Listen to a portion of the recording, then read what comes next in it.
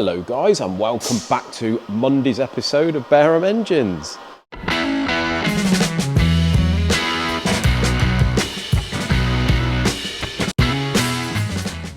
Right, so first of all guys, we have another 200 block, and this is a 200 block out of an Escort Cosworth, if I'm right in remembering. So this one has got the usual, it come into us stripped. This is the one that Steve from Manchester come over with. It's got the usual crack in one of the 6 centre stud holes. So as you can see, we are doing the 6 long studs. We've got 6 studs coming from Julian Godfrey, guys, and then we're going to bore this out to 0.5, face the top of the block, get it thoroughly cleaned up and painted, and then that block is ready to dummy build. Now here we have a Morris 12.4. For any of you old school people out there that know what one of those is, then this is one. Now, as you can see, we've just honed the bores. We haven't bored this. Now, this block we had in middle of last year-ish to do some machining. The customers built it. It's got a set of JP pistons in it, which are a modern equivalent of the original design. And unfortunately, it's done about 80 miles, used oil from pretty much the word go, consumed a lot of oil, and the guys stripped it down, and it's had a couple of little scores in the bore, and it's actually looks like it's sort of seized up on one of the pistons halfway up the crown. So this is the box of bits. Now this, as you all may know, that this engine is white metal bearings. You can see on the big ends there, it's white metal. They're not absolutely brilliant, but the customer didn't want to go ahead with that originally. And as you can see, it's sort of done about 80 miles and the crank looks really good. So that's not too much to worry about, but this is the worst piston. Now, the problem is with these pistons and this original design is on a modern piston, the skirt is sort of tapered like this. So the only contact point really is about 10 mil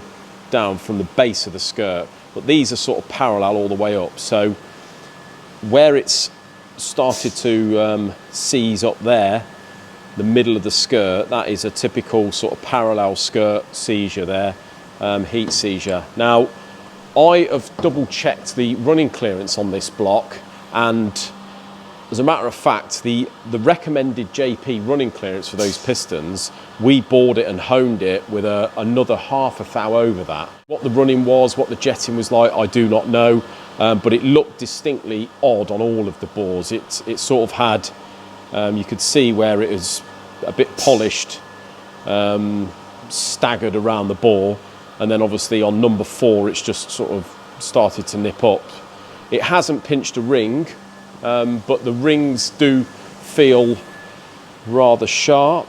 The ring gap looks okay, but you can see sort of markings on that centre ring there. So we've got new rings coming, and what we've done is we've decided to go another thou over the top. So in theory, guys, you shouldn't have to do that, and if we'd have done that to start with, you'd have thought that it's a thou and a half too big, really. But like a lot of these old engines and strange stuff like this, then you just don't know.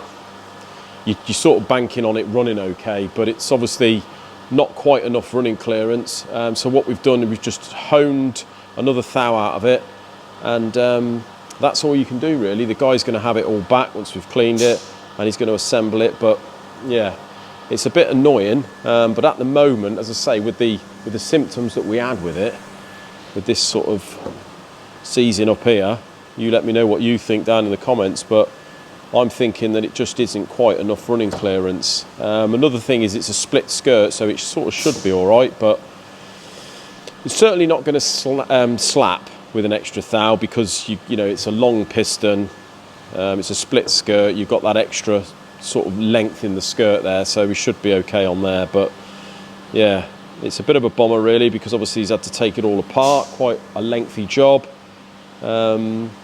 But yeah, what do you do? Right, you see John's little Austin 7 up here on the ramp, guys. We've had to bring everything in from outside, so we're keeping that under the ramp. I'm not quite sure when John's going to get to this. All he's got to do, as I say, he's built the engine, he's just got to get it in the car, get it running, and then take it home again, because obviously we're going to be pretty busy in the not too distant future. We've got the kit car, which I'll show you, we've just picked up from Tom Upton, and obviously in a couple of weeks we've got the BMW back, so whether that will need to go on the ramp to do some sort of mock-up build, I do not know, but we're going to need this ramp back shortly, so John's going to get this one in fairly sharpish, hopefully. Quite an interesting little car, guys. As you can see, it's an Austin 7 Special with the boat tail rear. Quite an attractive little car, stands out now, but I'm not quite sure in today's traffic, with today's roads, whether I'd be too happy driving this around. But then, I suppose it's not really a lot different to the kit car, is it? You're fairly vulnerable, but yeah, great fun. And let's hope that the engine John's done does him another 10 years plus. Wow, if we just go into our clean area, guys, you can see got a few engines going on here. The V8 is on the engine crane now. Isaac's just going to put the rear seal in, which we couldn't do while it was on the engine stand, and the customer's coming to pick that up tomorrow, so that is great news. But just looking over here, it looks like he's been in at the weekend, and he's been doing a little bit to the Subaru. So I think the next step here, we'll have a chat with him. I think the next step for him is to get the sealant on and get the second crankcase on. Obviously, I think he's got to get the pistons in. The easy bit is putting the crank in the first crankcase, because you can put 2 pistons down the rods, the crank in, and do the 2 up, but then you've got to get the other 2 done up already into the bore, and you feed the gudgeon pin through this hole here, and you've got to try and put the circlips on without losing the circlips. So yeah, fairly interesting, but it's a lesson for Isaac. He's done 1 cylinder head already. I think he's done a bit of a dummy build as far as making sure his piston to valve clearance is all correct. So yeah, pretty exciting stuff, guys. The looks like the Legacy may be on the road in the next few weeks with a little bit of luck. I'm looking forward to it. I hope it all goes really well, and I'm sure he's fairly excited about it. So this Cosworth here, guys, it looks like I'm pretty much getting there with this, but in fact I'm still waiting for the crank, so we haven't got any pistons and rods in. I've just dummied the head on top of it to keep everything sort of clean-ish. Gone through the head fully. All the valves, seats are done, etc. We've got new guides, all the rest of it, all the cams cleaned up. Customer wanted to keep the original pulleys looking exactly like that, and yeah, this is going to be a nice bit of kit. It's all been ported anyway, this cylinder head, so we've just put the long studs in the block and sort of rescued it really.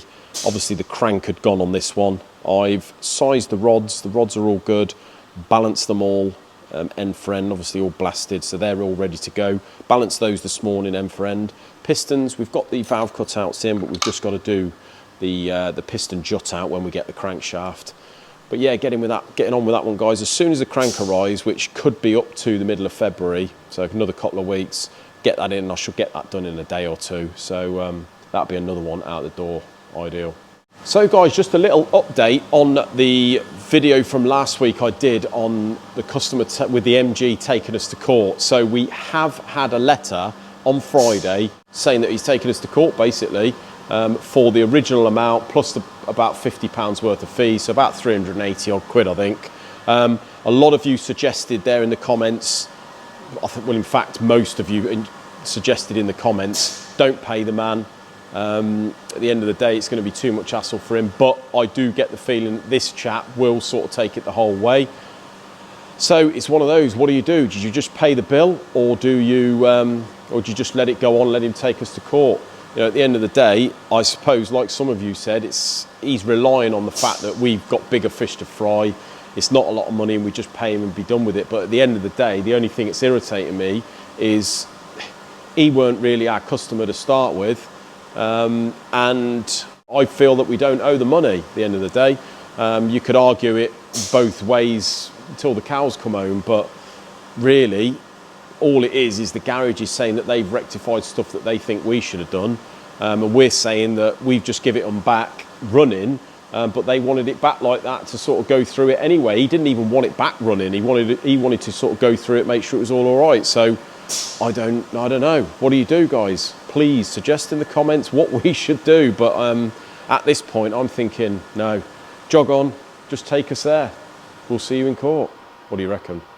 Hello, mate. Isaac with a Subaru bottom end. Yeah.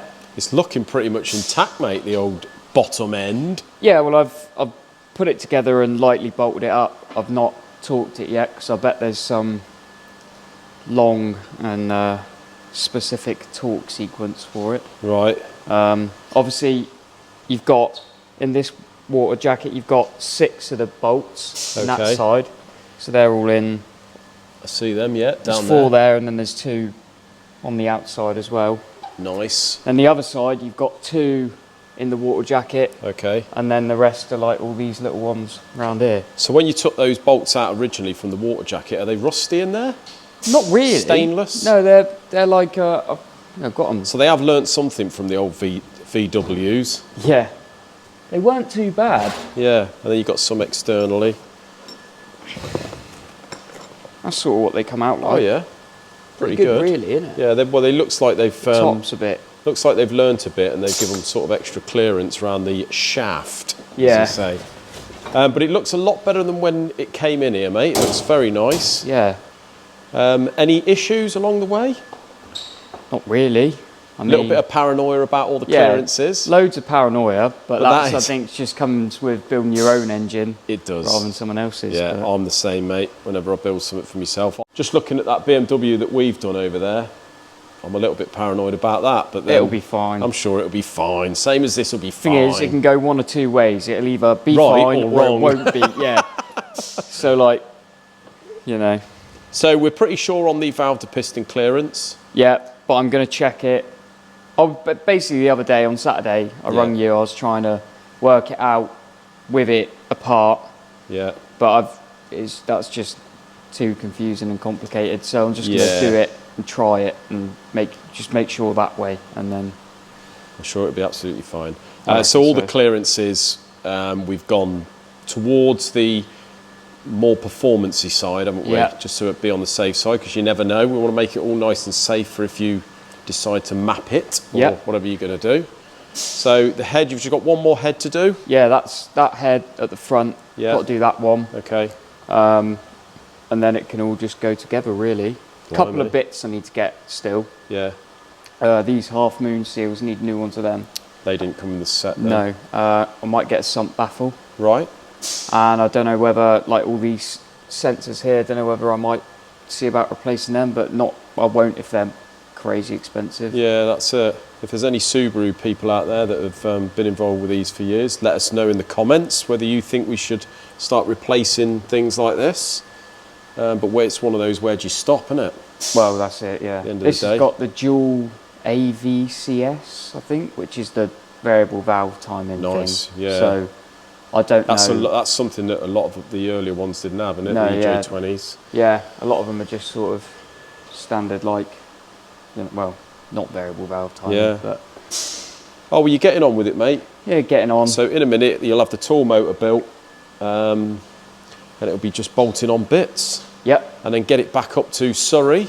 Get it up to Surrey. To our friends up there. Yeah. And I ought to go up there, really, and have a look at the car. I think you should go up there, mate. Take the camera with you. Yeah, take the camera. And I'll do that soon. Yeah. And then what are you going to do? Go up and drive it back when it's all done? I reckon so. I think so. Yeah. Might as well. Yeah, brilliant. Probably do that. Get a bit of footage for that second channel, mate. We've neglected that a little bit, haven't we, lately? Yeah, a little bit. Been hectic in here with all of this going on, hasn't it? Yeah, the last month, I haven't got much done on it, but yeah, I'm sure in the next few months, once we get the E30 back and all that, the kit car's outside. Lots of second channel content ready to go. So yeah, well done, mate. It's looking very nice anyway, if nothing else. Yeah. Well, unfortunately, that is it for another video, guys. Until Wednesday, have a great evening, and we'll see you then. Thanks a lot.